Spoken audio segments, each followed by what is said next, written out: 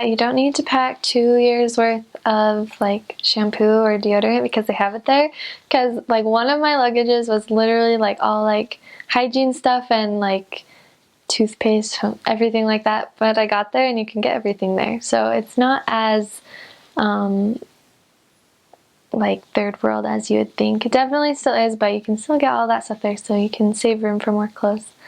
I don't know, like clothes probably, if you're an average American size, take your own because Filipinos are so cute and tiny. There's no skirts that will fit you, and sometimes not shirts either. But they do have stuff that you can find. For safety, I would say don't feel afraid. And I saw a lot of sisters who are white or fair skinned that kind of use that as almost an excuse, like, oh, I don't want to talk to them because like it's not safe. But the way I saw it was that as long as you're doing what the Lord wants you to do, He'll protect you. And I had crazy experiences, I never felt unsafe, because the people are so friendly and anybody would help you if you needed it.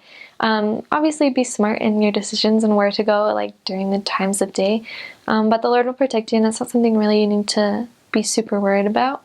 Well, it's just like kind of any other country. There's people who are not good people, and so you just have to be really aware of people and especially their intentions, because you are a sister and if you're from anywhere that's light skinned, then that's definitely something that they're excited to like talk to, or like someone to talk to and to be around. So you definitely have to just be aware. There's a lot of times that they'll flirt with you and like try and like take you on dates or something. So it's just important to always make sure that they know that you're a missionary and like the reasons that you're there for.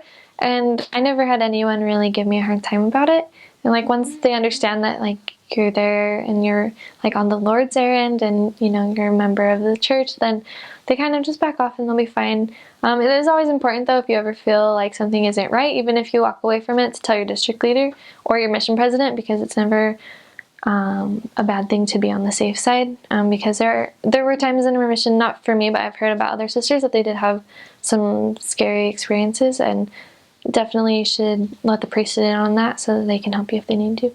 Like every like little city, they have their own like fiesta or like party, and sometimes they get a little bit crazy. So I remember we were supposed to visit this member, and my companion was like, I don't know if we should, and so we prayed about it and we were like, we shouldn't go there.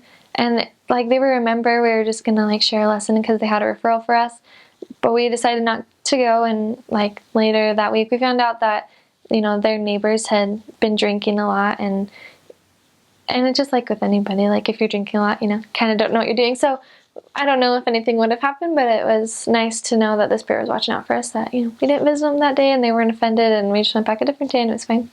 Well, it's definitely a big adjustment, I think, for anybody, and I think maybe just a little bit more for sisters because we're a little bit more emotional, and a little bit more like compassionate towards other people. That my biggest but hardest thing for me was seeing people with so little, and it just made me really sad. And sometimes it's hard for me, I just don't want to go, because the places that you're going, and it's really hard, at least it was for me, to like not be around it, but to see that I was so blessed at home and I couldn't help them, kind of thing.